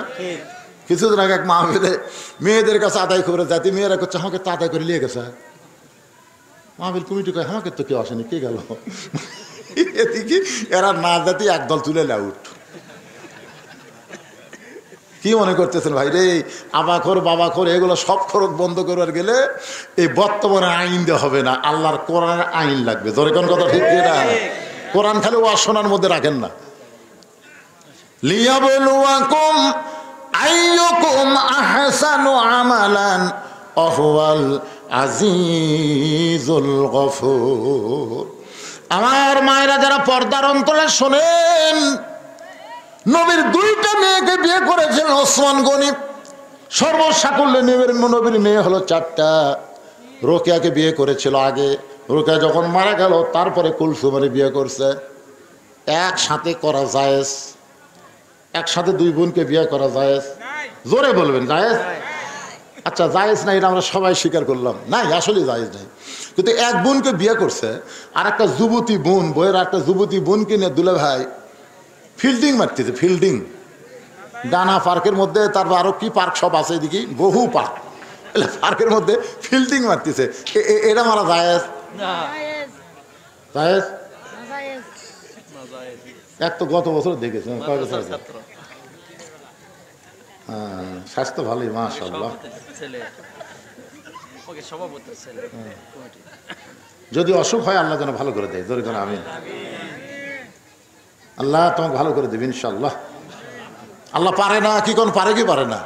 ছেলেটার জন্য প্রাণ খুলে দোয়া করবেন। দেখেন সময় নাই, প্রাণ খুলে দোয়া করো। আল্লাহ, আরে আল্লাহ তুমি দেখছো বাপ মাকে দিয়েছো কলিজা জুড়ে, সে সন্তান অসুস্থ হয়ে থাক, বাপ মা চাই না। আল্লাহ আমরা এতগুলো মানুষ আজকে চাচ্ছি এই বাচ্চাটাকে যেন আগামী বছর আবার আমরা সুস্থ দেখতে পাই, ধরে কেন আমি। কি সুন্দর শুনতেছে, প্রত্যেকটা কথায় হুঁকারি ধরতেছে। আমার মায়েরা শোনেন, আপনাদের একটু ওয়াজ করব। 2 বোনকে একত্রে বিয়ে করা জায়েজ নাই। এক বোনকে বিয়ে করে আর একটা বোনকে নিয়া ফিল্ডিং মারা জায়েজ নাই। যারা মেয়ের বাপ আছে, আমি কিন্তু মেয়ের বাপ, মেয়ের বাপ হসি বলে কি মরছি নাকি? যারা মেয়ের বাপ আছেন তাদের আমি পায়ে হাত দিয়ে বলতেছি, একটা মেয়েকে যখন বিয়েই দিছেন, আর একটা মেয়ে যদি যুবতী থাকে খবরদার ওই জামাইয়ের আশেপাশে যাবার দিবেন না। মেয়েদের জন্য, পুরুষ মানুষের মধ্যে 2টা কাল সাপ আছে মেয়েদের জন্য। এই মায়েরা শোনেন, ভালো করে শোনেন, মেয়েদের মধ্যে, মেয়েদের জন্য পুরুষের মধ্যে 2টা কাল সাপ। কাল সাপ বোঝেন? একটা হলো দুলা ভাই আর একটা হলো দেওরা। তো মেয়েরাই কেন চিল্লাচিল্লি করতেছে নাকি? শোনেন, একটা হলো দুলা ভাই, একটা হলো দেওরা। এই 2টা পুরুষ মেয়েদের ক্ষতি সবচাইতে সমাজে বেশি করে, ধরে কোন ঠিক কিনা? কারণ শালীর গায়ে দুলা ভাই যদি হাত দেয়, শালী ভয় কিছু বলে না, কারণ বোন তার ঘরে আছে। বললে যদি আমার বোনের উপর কষ্ট দেয়, বাপও যদি জানে, দুনিয়ার মানুষের কাছে প্রকাশ করতে শরম পায়, একটা মেয়ে বিয়ে করছে আর একটা মেয়ে খাম করছে, কেমনে বলবে? দেওরা দেখবেন ভাবির উপরে এরকম করে। মায়েদের বলবো, মা এই 2টা দলকে কাল সাপের মতন ভয় করবেন, এদেরকে আশেপাশে যাইতে দিবেন না। কারণ দুনিয়া বেশি দিনের জন্য নয়, আমাদের সবাইকে যাওয়া লাগবে, ঠিক কিনা? আলীকে বুকের মধ্যে নিয়ে গভীর রাত্রে ছোট বাচ্চার মতন ফাতেমা কাঁদতেছে, ছোট বাচ্চার মতন কান্দে। আলী বলে, ফাতেমা এমন কান্না তোমাকে কোনোদিন আমি দেখলাম না, আজকে আমাকে বুকের মধ্যে নিয়ে তুমি এত কেন কাঁদতেছ? ফাতেমা বলে, স্বামী গ, আমি দুনিয়া থেকে বিদায় নেওয়ার পরে আপনাকে ওসিয়ত করতেছি, আপনি আর একটা বিয়ে করবেন, আপনি আর একটা বিয়ে করবেন। আমি দুনিয়া থেকে বিদায় নেওয়ার পরে আপনি দেরি করবেন না, আর একটা বিয়ে করবেন। আমি জীবিত অবস্থায় আপনি বিয়ে করলে আপনার শ্বশুর, আমার বাবা, আল্লাহর নবী কষ্ট পাবে, এই জন্য হয়তো আপনি করবেন না। কিন্তু আমি মরে গেলে আপনি তাড়াতাড়ি আর একটা বিয়ে করে নেবেন। আলী বলে, ফাতেমা তুমি আমাকে বিয়ের কথা বলার জন্যই কেমন করে কাঁদতেছো? ফাতেমা বলে, স্বামী গ, আমি সব সময় আল্লাহর কাছে বলেছি, আল্লাহ ফাতেমার দোয়াটা কবুল করো। আল্লাহ তাআলা আমার দোয়া কবুল করেছে, আমার দোয়া কবুল করেছে। আলী বলে, ফাতেমা দোয়া কবুল করলে কেউ কান্দে নাকি? এমন করে কেন কাঁদতেছো? ফাতেমা বলে, স্বামী গো, দোয়াটা হলো আল্লাহ যেন পর্দার মধ্যে আমার মৃত্যু দেয়। আলী বলতে পাগলি নাকি? সারা জীবন তুমি পর্দা মেনে চললে, যে মেয়েটা সারা জীবন পর্দার মধ্যে ছিল সে তো পর্দার মধ্যেই মৃত্যুবরণ করবে। ও ফাতেমা, দোয়া কবুল করাতে আনন্দ করো, খুশি হও। ফাতেমা বলে, স্বামী গ, আপনি একটু ধৈর্য ধরে নিবেন, শুনবেন, আজকে গভীর রাত্রে ফাতেমার মৃত্যু হবে। যেই মাত্র কইছে আজকে গভীর রাত্রে ফাতেমার মৃত্যু হবে, গাছের গোড়া কাটলে গাছটা যেমন পড়ে যায়, আলী তেমনি পড়ে গেলেন ঘরের মাজায়। মা ফাতেমা মুচকি মুচকি হাসে, স্বামীর মাথার উরাতের উপরে নিয়ে কপালে একটা চুমা দিয়ে বলে, স্বামী গ, এমন করে আপনি কাঁদবেন না, এমন করে আপনি কাঁদবেন না। আমি জানি আল্লাহ আপনাকে 2টা ডিগ্রি দান করেছে। একটা ডিগ্রির নাম হলো আনা মাদিনাতুল ইলমে ওয়া আলিউ বাবুহা, আর একটা ডিগ্রি হলো আসাদুল্লাহিল গালিব। জোরে কর না সুবহানাল্লাহ। ফাতেমা স্বামীর কপালে চুমা দিয়ে বলতেছেন, আল্লাহ আপনাকে 2টা ডিগ্রি দিয়েছে। কয়টা? একটা ডিগ্রি হলো আনা মাদিনাতুল ইলমে ওয়া আলিউ বাবুহা। রাসূল বলেছেন আমি হলাম ইলমের শহর, আলী হচ্ছে তার দরওয়াজা। আর আল্লাহ বলেছেন আলী হচ্ছে আল্লাহর সিংহ। আপনি হলেন একজন শক্তিশালী সুপুরুষ, একজন জ্ঞানী মানুষ। বউ মারা যাবে রাত্রেবেলা, শুনে কেন পড়ে গেলেন? আপনি কি জানেন না এ দুনিয়া থাকার জায়গা না? আপনি কি জানেন না এই দুনিয়া থাকার জায়গা নয়? এই দুনিয়াতে আসলে সবাইকে যাইতে হবে। আচ্ছা, আপনাদের এই বিশ্বাস আছে যে দুনিয়া থাকার জায়গা না, আসলে যাইতে হবে? এই বিশ্বাস যদি থাকে ভাইজান, তাহলে আমাদের সবাইকে মিলে এই কোরআন শুধু ওয়াজ শুনবো না, বাস্তব জীবনে আল্লাহর কোরআনকে আমরা গ্রহণ করব। রাজি আছেন? প্রয়োজন হলে আল্লাহর কোরআনের জন্য কারা কারা জীবন দিতে প্রস্তুত? 2 হাত তুলে আমার আল্লাহকে দেখান। লিল্লাহে তাকবীর। হাত নামান। প্রয়োজন হলে, প্রয়োজন হতেও পারে, পারে কি পারে না? জোরে কোন? কারণ কোনো সময় কেউ চাবে না যে বাংলার জমিন কোরআন দিয়ে চলুক, এটা অনেকেই চাবে না। কারণ কোরআন দিয়ে চললে আবু জেহেলের নেতৃত্ব থাকবে না, তো আব্দুলের এতিমপোলা নেতা হয়ে যাবে, ঠিক কিনা বলেন? এই জন্য অনেকেই চাবে না ভাইজান। কথাটা কেন করলাম একটু খেয়াল করেন। আসাদুল্লাহিল গালিব হযরত আলী, সমস্ত জ্ঞানীর জ্ঞানী হযরত আলীকে বলতে যে ফাতেমা স্বামী, আমি দুনিয়া থেকে বিদায় নেওয়ার পর আমার 3টা চাওয়া কিন্তু আপনাকে পুরা করা লাগবে। যেই বলছে 3টা চাওয়া পুরা করা লাগবে, আলী ছোট বাচ্চার মতন কাঁদতে, ফাতেমা দুনিয়াতে গরিব ছিলাম বলে তোমারে কিছুই দিবার পারলাম না, গরিব ছিলাম বলে দুনিয়াতে তোমাকে কিছুই দিবার পারি নাই। আল্লাহ রাসূল কিন্তু ফাতেমাকে বলেছে, ফাতেমা কোনো কিছুর জন্যে আলীকে যেন কষ্ট দিও না, আলীকে কষ্ট দিও না ফাতেমা। যদি তোমার কোনো কিছু দরকারি হয় তুমি আমার কাছে যেও, আমার কাছে বলো, আমি বাবা হিসাবে যতদূর পারি তোমাকে চেষ্টা করব, কিন্তু খবরদার আমার আলীকে যেন কষ্ট দিও না। সুবহানাল্লাহ খান। যার কারণে ফাতেমা কোনোদিন স্বামীকে কষ্ট দেয় নাই। একদিন গভীর রাত্রে ফাতেমা হযরত আলী ঘুম থেকে চেতন পাইছে। গভীর রাত্রে ঘুম থেকে চেতন পায় দেখে হাসান হোসেন ঘুম পাড়তেছে। ওদের মাঝখানে ওদের মা ঘুমাই, সে মা তার নাই। 2 বেটা ঘুম পাড়তেছে, মাঝখানে মা নাই।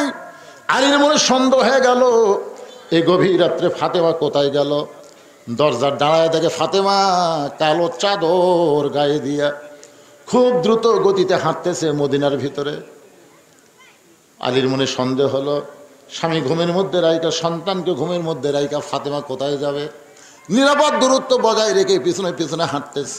আল্লাহর নবী যেই ঘরে ঘুমায় ওই ঘরে জানলার পাশে ফাতেমা দাঁড়াইছে। বাবা, আজকে মা যদি দুনিয়াতে জীবিত থাকতো আপনার কাছে আমাকে আশা লাগতো না, কারণ সন্তান মায়ের কাছে যত কথা বলতে পারে বাবার কাছে তত কথা বলতে পারে। জোরে বলেন, পারে নাকি? পারে। মা যদি আজকে আমার জীবিত থাকতো বাবা, এই গভীর রাত্রে আপনার কাছে আশা লাগতো না। বাবা গো, যদি আপনি চেতন থাকেন ফাতেমার জন্য একটু দরজা খুলে দেন। হযরত আলী দূর থেকে দেখে নবী যখন দরজা খুলে দিছে, ফাতেমা ঘরের মধ্যে যাওয়ার সাথে সাথে আলী দৌড়ে গিয়ে জানলার কাছে কানটা লাগায় শুনতেছে, দেখি বাপ বেটির মধ্যে আমার বিরুদ্ধে কোনো কথা হয় কিনা। রাসূল বলে, ফাতেমা এই গভীর রাত্রে তুই একা একা কেন আইছিস? মা, আমার আলীকেও ঘরের মধ্যে আসতে বল। জোরে কেন সুবহানাল্লাহ। যেই বলেছে তুই একা একা কেন আইছিস ঘরের মধ্যে, আমার আলীকেও ঘরের মধ্যে আসতে বল। হযরত আলী জানলার কাছ থেকে চমকে উঠছে, আমি যে জানলার কাছে নবীকে জানলো নাকি?